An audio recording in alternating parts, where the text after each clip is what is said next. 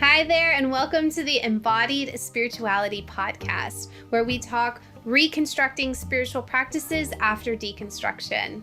I'm your host, Hailey Mitsui. I am a spiritual director and somatic practitioner, and I find my little niche at the intersections of identity, embodiment, justice, spirituality, and healing.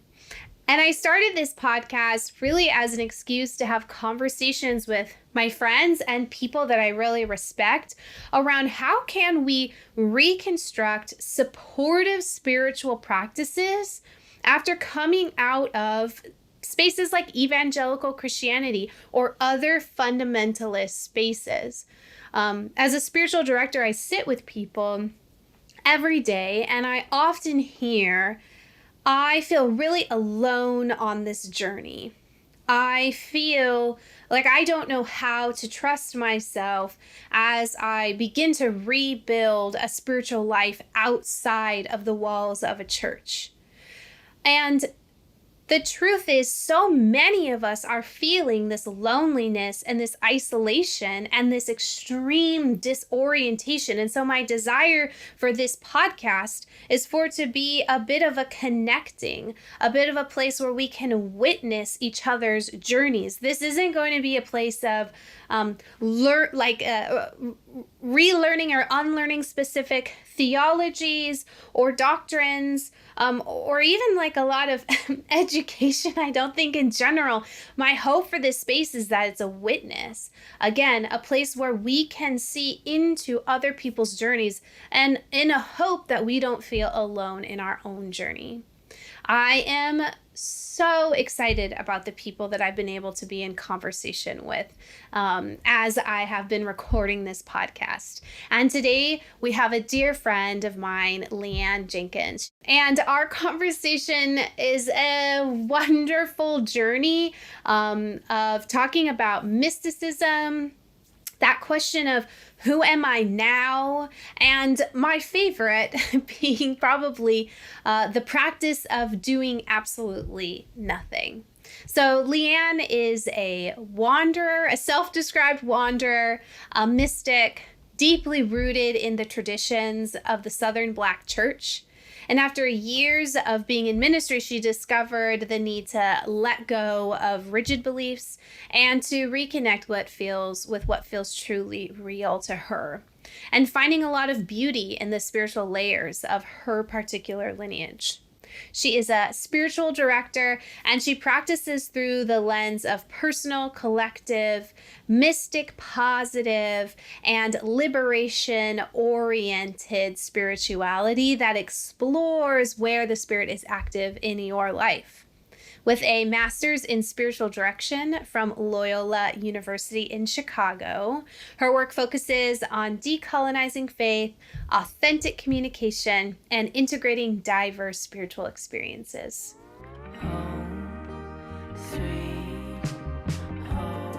Leann, welcome to the podcast. Thank you, Hailey. Thank you for having me. Oh, I'm so excited for this conversation. As we'll get into later, we're both spiritual directors. And so I'm personally just excited and curious to see kind of the things that I've been musing about, if there are things you've been musing about or things that your clients are wrestling through, like resonance with my clients. So I'm really excited just to have this time for idea exchange. But before we kind of dive into things in your own words, just kind of who are you, or what do you want our listeners to know about you? Yes, I think spiritual director, spiritual companion is very much core to who I am, as I found. Sitting in that role has brought out a lot of things about myself that I'm just like, oh, this is just who I am at the center. In these current days, I am very much in auntie mode. I'm in a house with my older sister and my niece and nephew. I'm around my family a lot, very much at home, doing dishes and doing laundry and all those type of things, and watching movies with them and hanging out in the kitchen. I'm a person who is most connected when I am around nature or around music. Those are two things that really liven me up and where I both release a lot and also pick up a lot. Well, before we kind of fully get into our conversation, I would love for us to just kind of take a moment to kind of ground, bring ourselves into the space. And this is something I invite our listeners to participate in too, if it's safe, of course, for you to do so, unless you're driving in your car, maybe. But maybe we can just take a few breaths together. Just kind of at your own pace.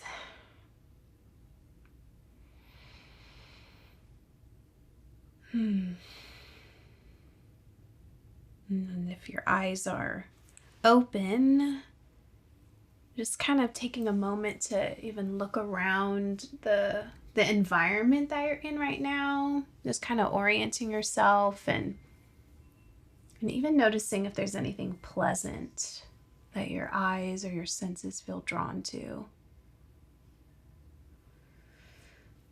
And this is kind of just reorienting your body to the space you're in and even priming it to experience a little bit of pleasure and enjoyment.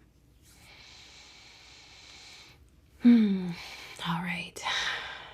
Thanks for joining me in that little micro practice. As I mentioned before, Leann and I are both spiritual directors, and I've been having these musings, maybe, if you will, or just kind of these thoughts that I wanted to run past you and see if they felt resonant with you or kind of what you're experiencing.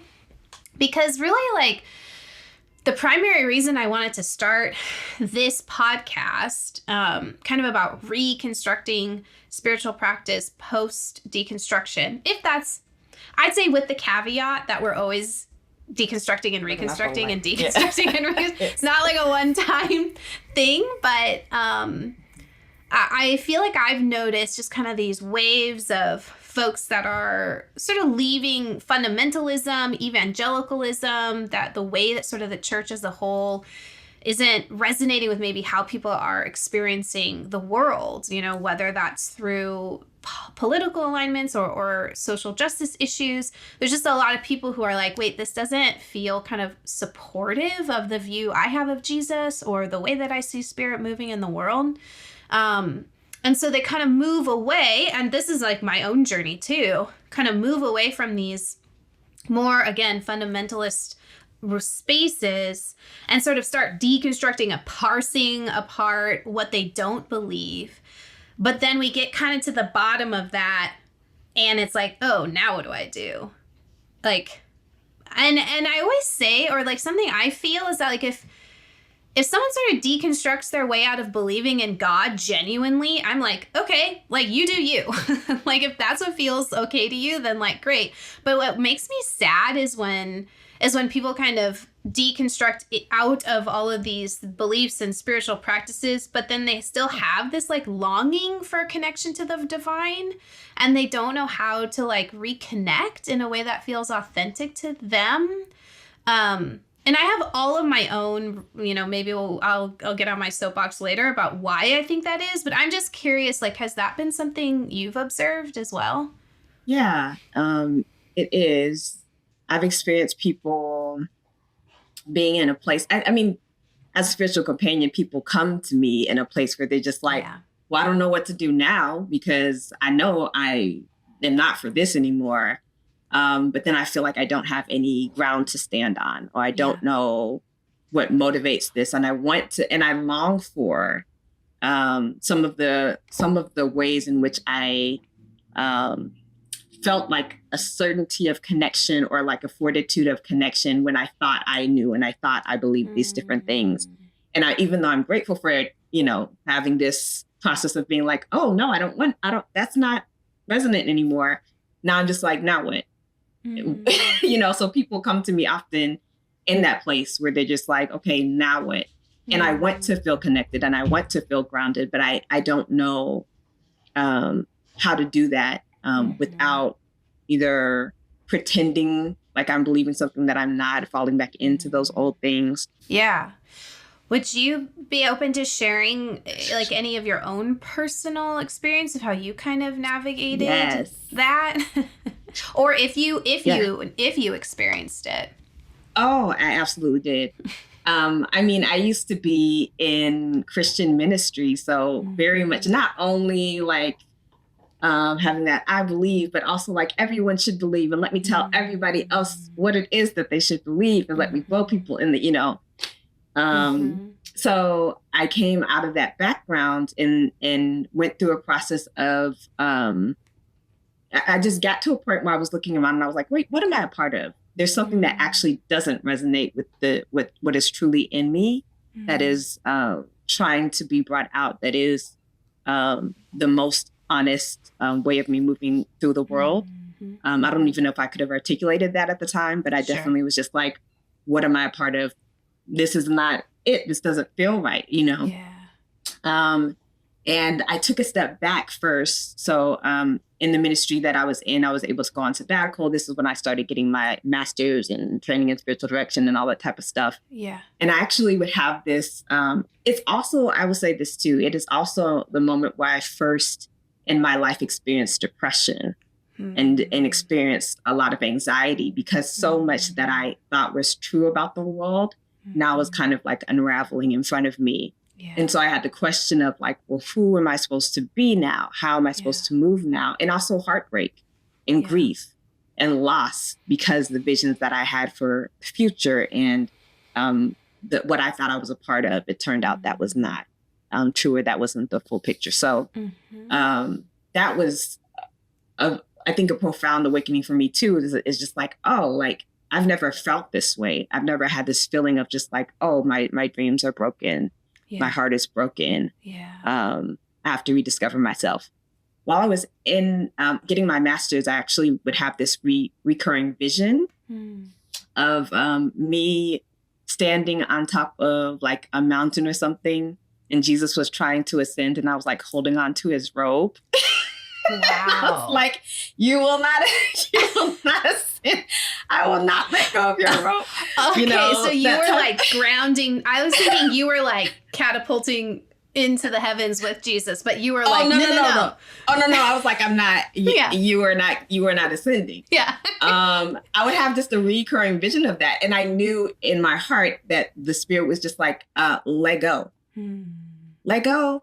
Let go. And I was like, no, like, I've been told you don't let go. Yeah. Don't let go of God's unchanging hand. Yeah. Don't let go of the hem of Jesus's garment, all the different things. But I knew that was what the Spirit was telling me. And that was really difficult to process. I mean, the vision was recurring because I kept like wrestling with it and being like, no, that's not what you're supposed to do. Yeah. So anyway, eventually I had to just accept that was what the next phase was for me, was to release what I knew about God in order to get back what was real. And that language actually isn't mine. What's interesting is that years before, I had met somebody who formerly used to work with the same ministry. Randomly, we were in the same city or something, and people were saying hi to her, and people asked her what she'd been doing. And she was talking about some of the things she'd been doing, but she also talked about where she was in her spiritual life briefly. And she said those exact words, I had to let go of what I thought was real about God to receive back what was, I had to let go of what I thought was true about God to receive back what was actually real. And so those words came back around to me. I can't even remember the woman. Yeah. But in that time, those words came back around to me, and I was like, oh, I understand at a deeper level what that means now. And that's what I had to do. But it was a painful process. Yeah. It's not comfortable in any way, shape, or form. It's terrifying in some ways to do that. I love that story for so many reasons. I mean, one, just like the persistency of that vision, that like, it's not, it was not letting go of you, I guess, in a way. But the other part, it just feels so like specific to actually to this, the mission, if you will, of this podcast too, which is like, how witnessing other people's journeys like gives us like words or accompaniment, even in a way it's like you didn't even know in that moment, maybe listening to that, how those words would come back around and bring this new meaning and that like encouragement that you needed. Or I don't even know if encouragement's the right word, but just that confidence almost, it sounds like, or again, just the words to articulate kind of what you needed to do.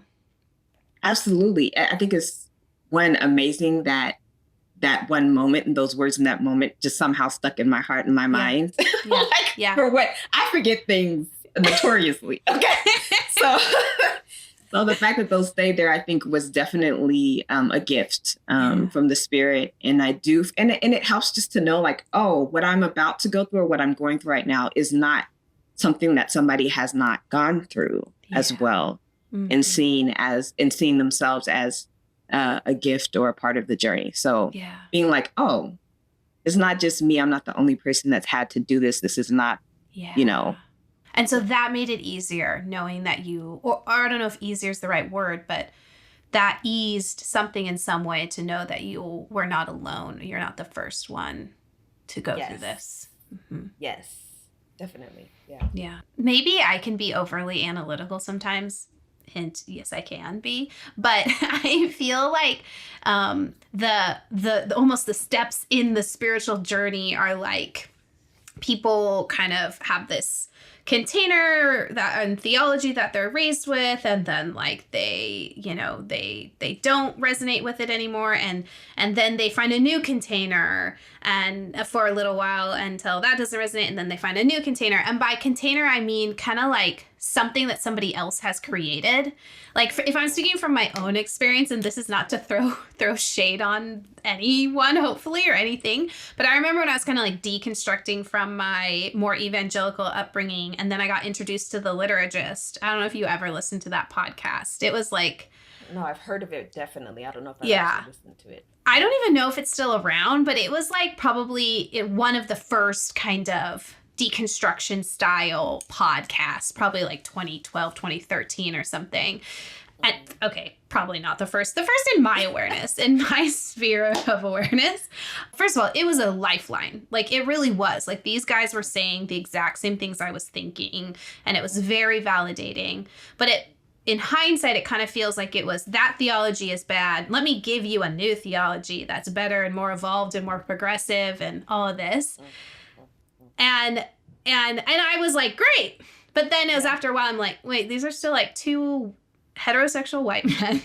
Like, even though they're well-meaning, like this theology doesn't fit me at all, you know? And then I had to deconstruct again and reconstruct again. But I'm curious, was it kind of like a slow evolution of kind of feeling like, okay, I have to let go and know God in a new way as like this individual journey? That just feels really like trusting of self, where it took me a really long time to feel like I was the answer to it. It was like, oh, that guy's the answer, or that book's the answer, or that teacher's the answer, you know?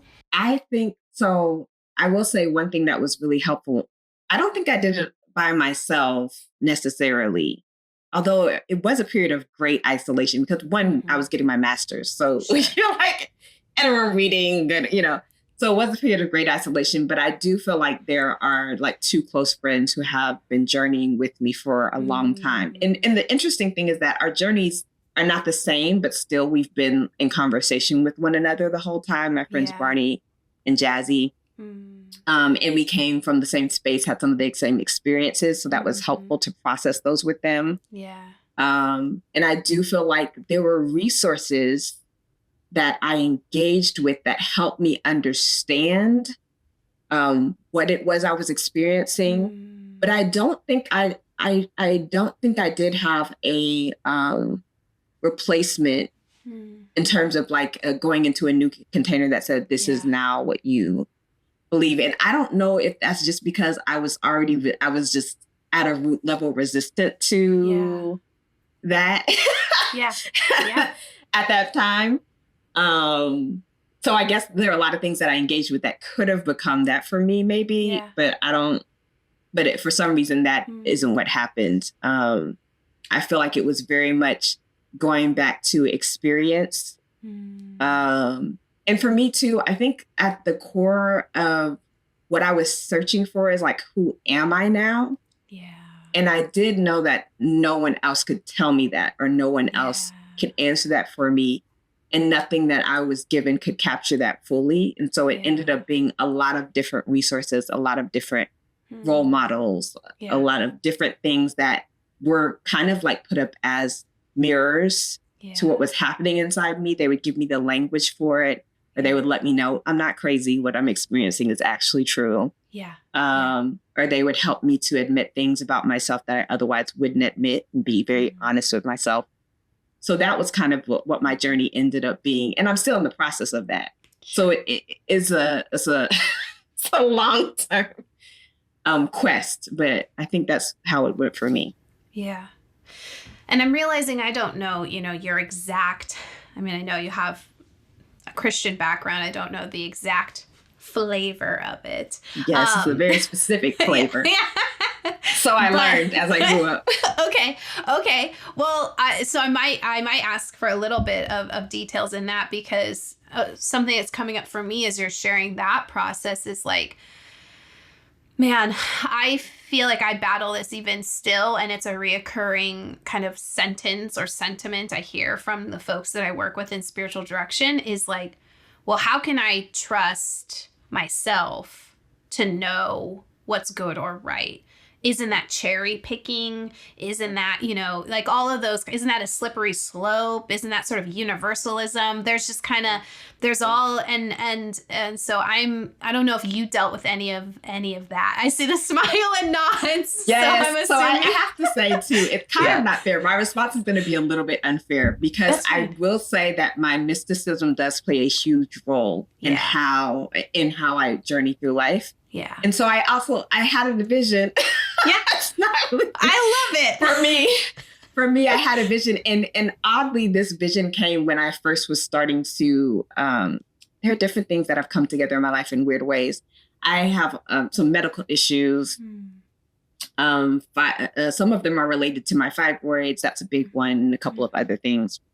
But I, at one point, was really, really struggling, like literally was not sure if it would like take me out or I might die from the symptoms of all of that. And had to have some surgeries, and at one point was on like 6 pills before I was getting ready for the surgery, and ended up ended up looking into like plant medicine, because I was just like, my body cannot handle all these pills. And I know that there has to be something that is given to us from the earth that can do some of this stuff in a way that's just more acceptable to my body. So I had started looking into plant medicine, and somebody had told me, an community herbalist had told me to start to use certain things and then note what they did and all that type of stuff. This is a roundabout way of getting at this, but note what they did. I love the journey. And the day that I started doing that, that night, so I spent like a day where I had started just with some basic things, basic herbs, noting this. And it was one of those weird things, because it wasn't something that I ever thought I would do in life, And I was just like, oh, this is a weird part of my journey. That night, I had a dream. It had this dream. And in the dream, there was this big wind, and it was like blowing on me so hard that I couldn't hold my neck up. It was just blowing and blowing and blowing and blowing. And in the wind, there was a message that was, you need to trust yourself. You need to trust yourself. And then I woke up, and I could still feel I could physically feel the side of my neck and my face and my shoulders where the wind was blowing was like tingling. I could feel the senses of it still there. And I was like, what was that? And I realized I had this wrestling too, because I had been taught like you don't trust yourself. Like you will always lead yourself astray, you know, your heart is deceitful, all the different things, you know, don't trust yourself, you know, trust God or trust what people say God is telling you. And so that memory of just being told, you need to trust yourself. You need to trust yourself. You need to trust yourself, especially as I engage with new things. And then find out whether they're resonant with me, like literally like the tasting of the herb and being like, what does it do to my body? Yeah. And writing that down and being like, I'm learning about myself in the same way that at the same time that I'm learning about this herb and what it does to me. That message has resonated with me from them. And that has helped me in times when the old narratives that I was given caused me to be afraid or to doubt or to want to go back to safe spaces, even though I know those safe spaces are detrimental to me. Yeah. So that has been a huge help. Yeah. Yeah. Now, when I sit down with someone and they're wondering whether they can trust themselves, I can't expect that they'll have a vision like I had or a dream, or some sensory experience like I had. Yeah. That's not everybody's language with God necessarily, but I do feel like there are things that are true of your experience and that are oftentimes repeated in some type of way. I do think there are things that resonate with people.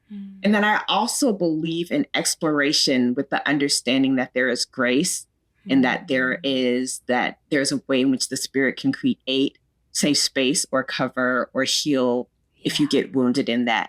So I believe in the, you know, forage and see what is there that is there for you. I believe in the taste the herb, see what it does to your body and make note of it. And then that'll tell you whether you need to take more of that or not, whether that is actually helping you or not. I do feel like there is a way in which, if creator is a helpful word for people to use, then there's a way in which creator has also created you in a very specific way. So if in your mind you're just like, oh, I can't trust myself, I got to trust God, there is a way in which you are made by the very being or divine spirit that you're saying you trust. And so you also have to trust what has been put in you and what you are, literally your vessel, your spirit, to be able to guide you in some way, shape, or form.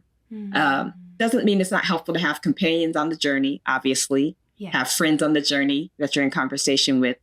But I just believe that I was created in such a way that my body will tell me, my spirit will tell me what is actually like true. And I can trust that. That is so beautiful. I want to bottle that up and just play it. Actually, good news. This is being recorded. I can play that back whenever I'm having self-doubt. Because that is so, I mean, this feels like, even like when you were saying kind of what feels resonant with you, it's like that for me, that is such a felt sense. Like as you were talking, I just like feel that kind of in my chest and like in my gut. I'm like, oh yeah, that we are just to reflect back some of what you said, like we are the creation, the vessel of this creator that we believe in, and that sparkle is in us, that wisdom, that spirit is in us, and to trust that. And I also really love and appreciate that grace element, because something that's been so hard for me to unlearn is that, like, what's the word? Like, just the intensity, the heaven or hell, the black and white, the right or wrong, you know, and if you stray from the path and get hit by a car, you're going to hell, you know. It's this just deep, intense fear of having this huge ultimate consequence for again, some, I don't know, some ambiguous bad, wrong thing, path, belief, I don't even know.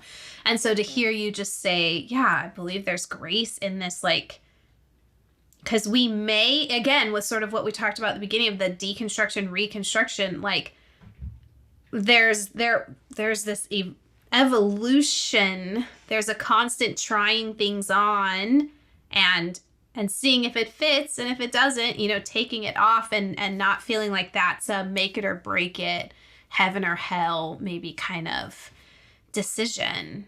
Yeah, I don't know how that lands with you. Yeah, I'm reminded.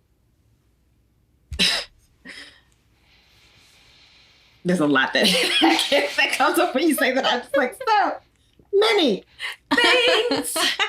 So many things come up.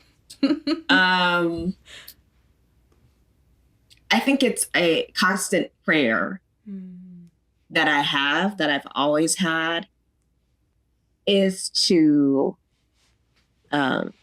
be able to play as if I'm a child who has a parent that loves them, and who, now parents do definitely be like, don't go over there, blah, blah, blah, blah, blah. But also if you do, they might be like, I told you not to go over there, but they're still gonna like cover your bruise or like help you heal or something like that. Yeah. And I've constantly had a prayer of having this feeling of like, oh no, this earth that I have created is actually a place that I have created, even in its wildness, for you to be able to discover yourself and to grow in being who you are. And you will likely get hurt along the way, right? You will likely fall, you will likely trip, you will likely not know what in the world to do and how did I get here. And also, I am always right there with you. Yeah. I have bandages and the blah, blah, blah, whatever it is that you need to heal. You can come into my arms and you can get away for a while, whatever it is. I think it's always been a prayer of mine to experience the spirit in that way that gives me the utmost freedom. And that is the way that I found, is to be like, oh, okay, I have a spirit who is as attached to me as you can be to someone that you birthed. Yeah, it's been a prayer. So that's I can say it. I appreciate that framing of like, this is the hope and this is the intention and this is where I try to ground myself in. Yeah. Kind of going back a little bit in the conversation, I'm realizing everyone might not be familiar with mysticism. And you've mentioned that a few times. This kind of sounds like a foundational part of your spirituality. Yeah. Would you mind sharing just a little bit about what mysticism means to you? Yeah. I should say that I use words in sometimes a very practical way. Yeah. In terms of just like, I will use this word to mean this for me. Yeah. I don't purport to have a standard universal definition of anything. Sure. But I went through this process, and this is true about many unique things about me, of going through this process of when I was young, assuming that there were certain ways that I worked, that everybody just works that way. Which is, of course, So I remember even being a kid and like spending time under this yellow blanket and feeling this sense of just being very connected, right? Just being very connected to, I didn't have the words for the spirit at the time, but just feeling very safe, very warm, very connected. I remember spending a lot of time in the closet talking to God at that point, talking to God directly as if God were a parent to me. And I remember even feeling at various different times in my childhood, oh, God is actually more my parent than even my actual like birth parents, which is a weird thing, I think, for some people, for a child to think. But that was how I thought, which did get me in trouble sometimes. But that was a part of, that's always been there for me. As I got older, I realized I was making assumptions that was true for other people. And then I would have conversations and people would be like, no, Leann, that is not how I think about things. And, no, Leann, I don't do that. No, God does not speak to me in that way. And I was like, is this a unique part of my life? Especially around college age. Around college age is when I first started having more sensory experiences or visions or things like that, dreams that were very potent. had specific meanings and all that type of stuff. But so I went through this process of being like, oh, this is a unique part of who I am. And just holding that and walking with that. So I use mysticism to both connote that feeling that I've always had from young of being connected in a very deep way and feeling like, oh, this is my parent, or this is what I come out of. And then also to connote the way in which the spirit speaks to me. And also to connote a specific type of discernment I think I have too, which also does help me a little bit in the what to pick up and what to, of just having deep inner knowings of things. I kind of still assume that most people have some type of way in which they can access deep inner knowings of stuff and kind of be like, maybe that you've heard that in my language so far. But I've been told since I was young that I have a specific spirit of discernment and wisdom. So all of that is kind of wrapped up in the phrase mystic when I use it. Do you come from a charismatic background? Relatively. I mean, I grew up in the Black Southern Church, which some people just would go and think it's charismatic. I don't think that, but I also grew up more Baptist-y, not necessarily like I say Baptist-y because we didn't really know much about denominations. I didn't know about that till I was like 20 something, but there was definitely a difference between how I grew up in like the Pentecostal Black people that I met and was singing with in college and all that type of stuff. That was where I was just like, oh, there's some differences in how we, so it's relative because I believe part of the spirituality that comes from with Black people, that comes from all of those who are descendants, is that there is charisma. It is just part of the way that we move through the world. There is always underlying meanings. That does not mean this is true for every Black person that you meet, that they think this way, but I find it to be very prevalent in the way that we engage with reality, that we have an understanding of there being charisma, of there being these underlying meanings and spiritual power being present. And so I find that even in spaces that are predominantly Black, that they wouldn't think of themselves as charismatic, when other people outside come in, especially if they grew up in predominantly white spaces, come in, they're just like, oh, it's charismatic. And we're like, oh, we are? You don't know that. Sure. We just believe in the spirit. Yeah, right. But, that's just the water you swim in, so it doesn't feel like have a name as much as it just is the environment. Yes. Yeah, that makes sense. Because sometimes I grew up very like liturgical, and I think sometimes I'm envious of people that grew up in more spirit forward kind of spaces, because that idea of kind of the individual movement versus kind of strict, like, I don't know, just like documented theology is like just like feels like less of a jump maybe. But it makes me curious. I don't know if you've heard this said before, but I wish I could cite my sources, but I have no idea where I heard this.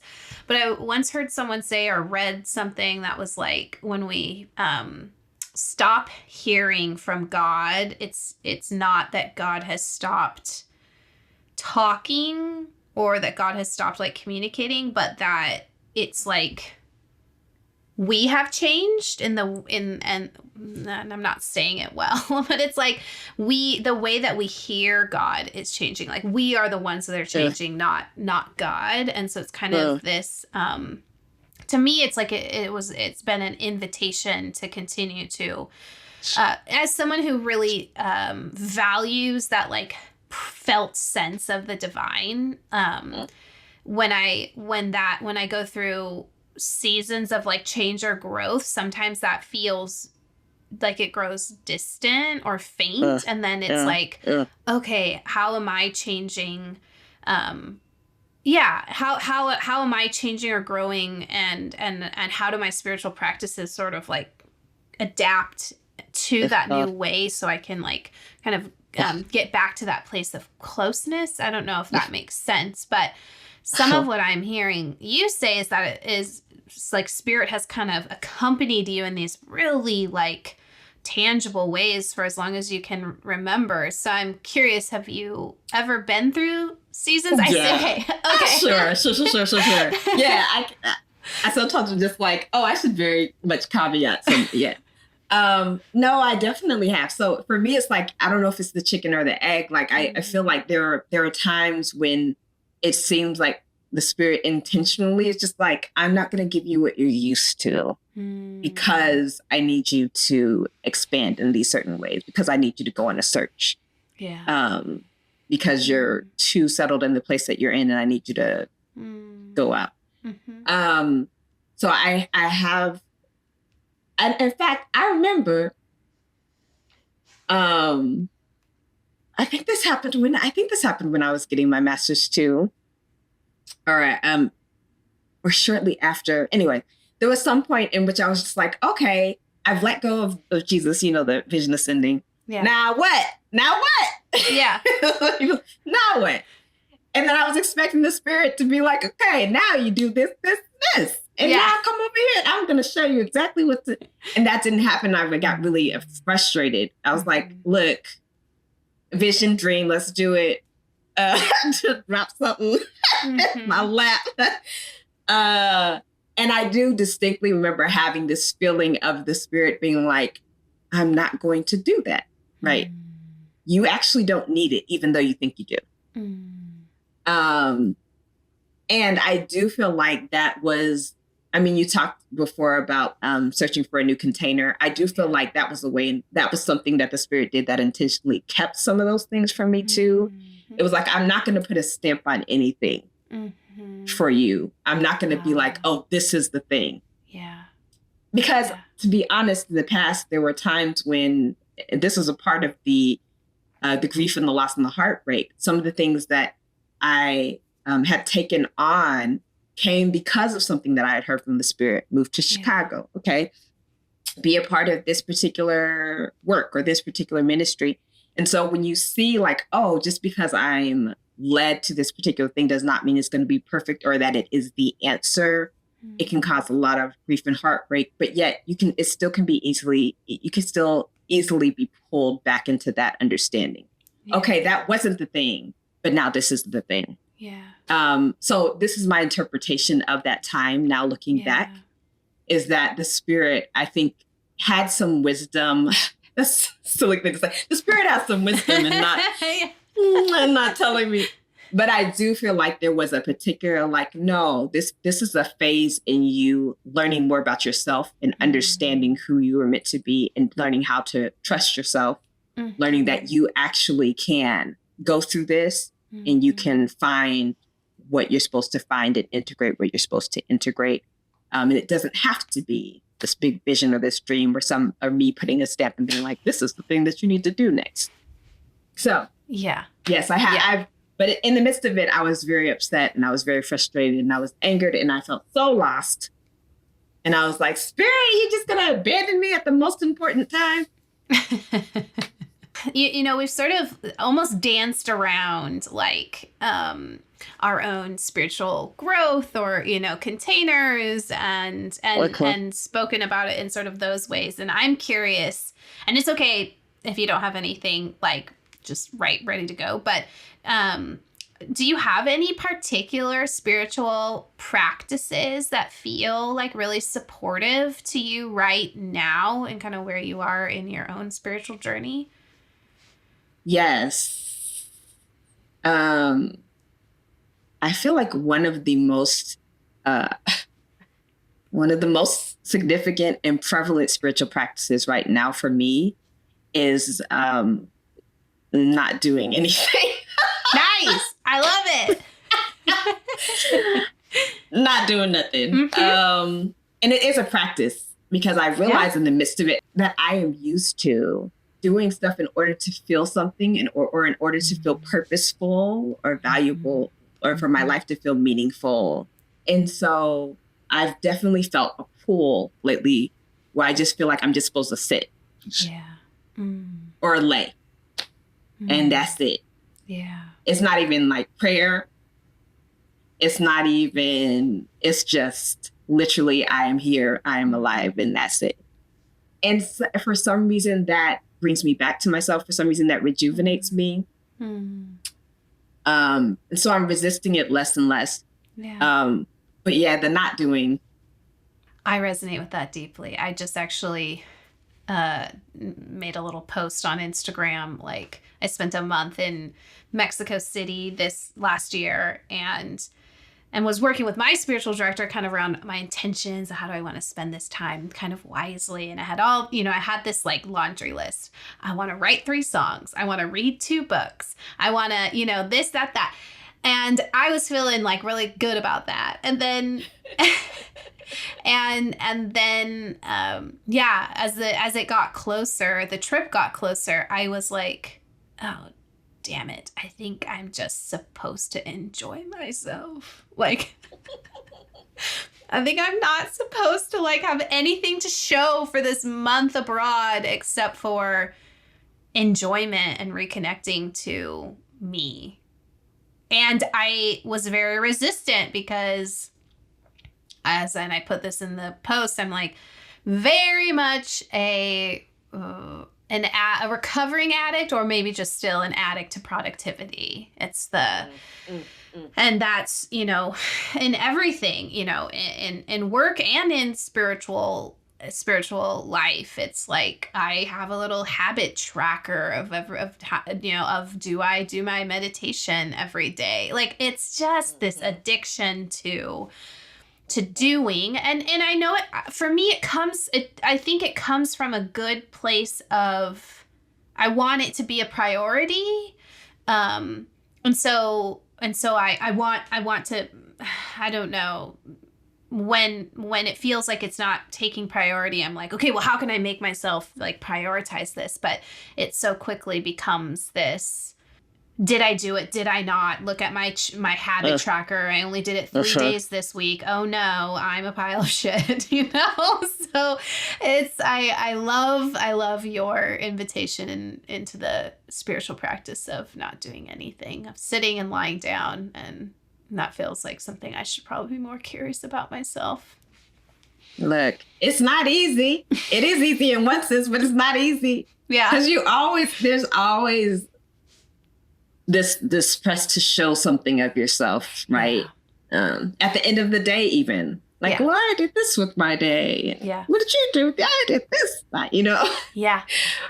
So my family, especially here with my niece and nephew, because they keep track. They're like, where's Auntie Lily? Yeah. They'd be like, where have you been?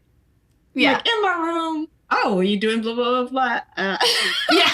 Not doing nothing. Yeah. So I feel like there are various different things throughout my day. One, just like, oh, I don't have anything to show for myself for the last couple hours. So sorry. Yeah. And that conditioning that is, that there's something that's not ideal to not have anything to show. Yeah.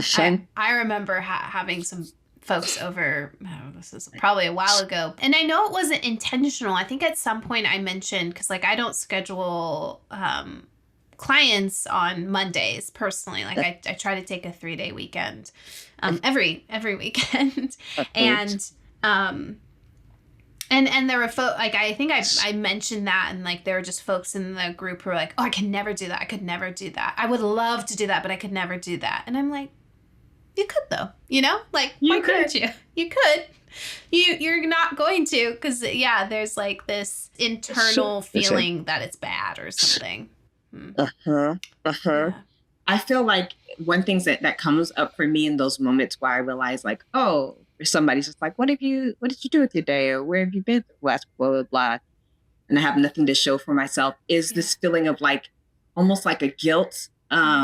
And I do feel like I don't know if this is true, particularly in relation to family. Yeah. But this guilt for like, oh, if you're away from us, you must need a reason, or if you're not doing something with us or for us, there you must need a reason, or the different relationships that are close to us when we're away, of feeling like, oh, I must need a reason to have been away from you, or to not have done this thing that I could have done in that time for you, you know.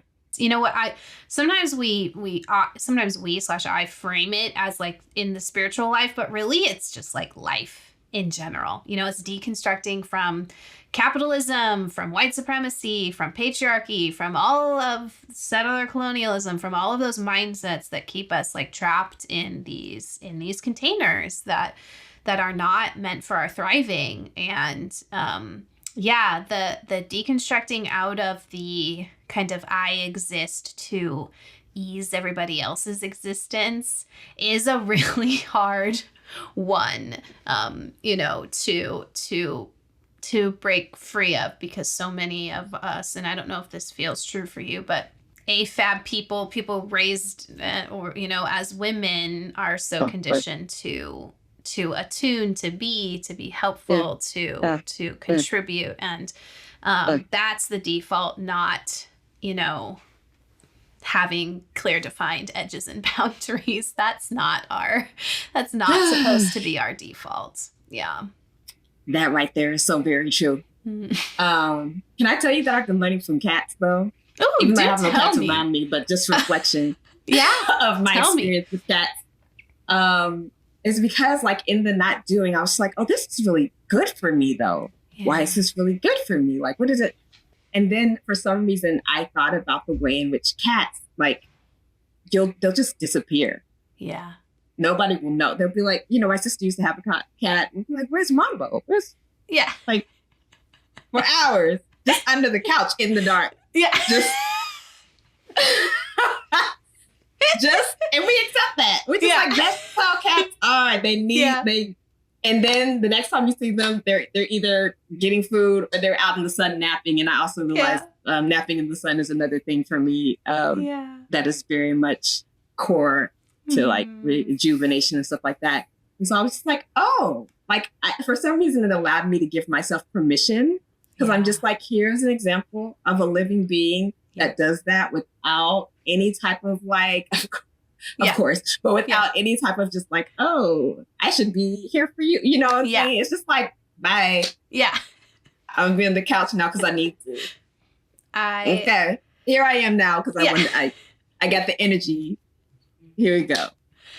I honestly, this feels, not to be, you know, overly capitalist about this, but this is a book. This is like a picture book of spiritual practices from cats. Yes. And we should learn from them. Yeah, we should. We don't often, I don't think, look at like domesticated cats as our spiritual teachers. And that's a real missed opportunity is what I'm hearing here. And I have really enjoyed this conversation. I'm so grateful. Maybe I should mention, Leann and I know each other through our work with Soul Reparations, which is a nonprofit that raises funds to provide free spiritual direction for women of color. And we both serve as spiritual directors with that org and have gotten to connect through that really amazing work. But just to kind of share with folks, how can people, if you want them to find you or connect with you in any way, how can folks find you? Yeah, you cannot find me on the social medias. Unfortunately, even if you see my name on Instagram, you will be like, is this a real person? She ain't got nothing up here. So don't try. But you can go to leanndjenkins.com. That's LeanndJenkins.com. And you can access me there. You can set an intro with me. I think you can send me an email there. Not sure. Perfect. But somehow you'll reach me. Well, Leann, you are a gift. I'm so grateful. I'm grateful to be on this journey with you. Like connecting with you has felt I don't feel as alone on this journey as I used to. I definitely feel like I have more comrades along the way, which I'm so grateful for, and I definitely count you as one of them. Yes, you as well. Thank you so much for tuning in to this episode of the Embodied Spirituality Podcast. I would love to invite you to like, subscribe, rate, leave a comment wherever it is that you listen to this podcast, whatever platform is your preferred platform. It does go a long way in ensuring the sustainability of this show. Also, if you want to learn more about my work as a somatic coach or spiritual director, you can go to HaileyMitsui.com. That's HaileyMitsui.com, and learn more about my work, my programming, and how we might be able to partner together in the future. Thanks, and we'll see you soon.